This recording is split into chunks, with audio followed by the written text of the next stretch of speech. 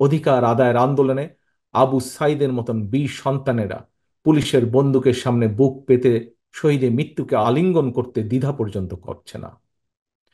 তাই যত অপচেষ্টাই চলুক, অবৈধভাবে আর রাষ্ট্র ক্ষমতা কোনোভাবেই দখল করে রাখা সম্ভব নয়।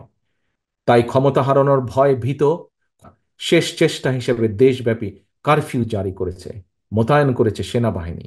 বাংলাদেশের পক্ষের সর্বস্তরের জনগণের প্রতি আহ্বান, আপনারা তথাকথিত কারফিউ ভেঙে দখল নিন রাজপথের। সেনাবাহিনীর কর্মকর্তা এবং সদস্যবৃন্দ, খুনি হাসিনা কারফিউ জারি করে সেনাবাহিনীকে রাজপথে দেশের ছাত্রছাত্রীর মুখোমুখি করে দিয়েছে। সেনা কর্মকর্তা এবং সেনা সদস্যদের দৃষ্টি আকর্ষণ করে বলতে চাই, খোঁজ নিয়ে দেখুন এই ছাত্রছাত্রীরা আপনার কিংবা আপনার কোনো একজন সহকর্মী, ভাই, বোন, সন্তান কিংবা স্বজন। তাহলে কাদের মোকাবেলা করতে বন্দুক হাতে আপনারা রাজপথে নেমেছেন?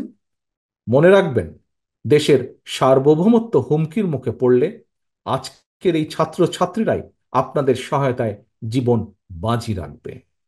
সেনা পরিবারের একজন সদস্য হিসাবে, একজন বীর মুক্তিযোদ্ধার সন্তান হিসাবে আমি আপনাদের উদ্দেশ্যে আরো বলতে চাই, দেশের গণতন্ত্রপ্রিয় জনগণ সেনাবাহিনীর কথা বলার সময় দেশপ্রেমিক শব্দটি ব্যবহার করে।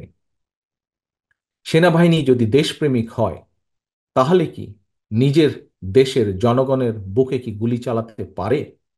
তাই সময় এসেছে আপনাদের সিদ্ধান্ত নেবার, সেনাবাহিনী কি দেশ এবং জনগণের পক্ষে থাকবেন, নাকি তাবেদারি শাসনের অধীনে নিজেদের মর্যাদাকে ভুলুণ্ঠিত করবেন। আমি আপনাদেরকে আরো একটি বিষয় স্মরণ করিয়ে দিতে চাই, সেনাবাহিনীর প্রিয় সদস্যবৃন্দ। 2009 সালে বিডিআর পিলখানায় আপনাদের সাহসী সহকর্মী সেনা কর্মকর্তাদের যখন নির্মম নিষ্ঠুরভাবে হত্যা করা হচ্ছিল, আপনাদের সহকর্মীদের পরিবারের সদস্যদেরকে যখন অপমান অপদস্থিত করা হচ্ছিল, সেই সময় সহকর্মীদের রক্ষায় আপনারা কি কোনো ভূমিকা রাখতে পেরেছিলেন? প্রশ্ন করুন নিজেকে, কেন সেদিন পারেননি? কখনো কি নিজের বিবেককে জিজ্ঞেস করেছেন আপনাদেরকে কেন সেই সময় ব্যারাক থেকে বেরিয়ে আসার অনুমতি পর্যন্ত দেওয়া হয়নি? আজ এত বছর পরও কি আপনারা আপনাদের সহকর্মীর হত্যার সুষ্ঠু বিচার পেয়েছেন? হত্যার বিচার না হয় দূরেই থাক, তাবেদার স্বৈরাচারের কাছে সহকর্মী হত্যার বিচার সাহস কি আপনাদের আছে? সেনাবাহিনীর সদস্যবৃন্দ, নিজের বিবেককে জিজ্ঞাসা করুন, কেন আপনারা সেই সাহস আজ হারিয়ে ফেলেছেন?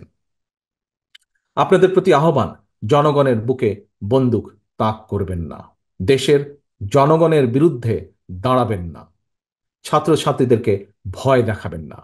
আজকের এই গণশত্রু হাসিনা, খুনি হাসিনা অবৈধ ক্ষমতার লিপ্সা মেটাতে এই ইউনিফর্মের অমর্যাদা করবেন না।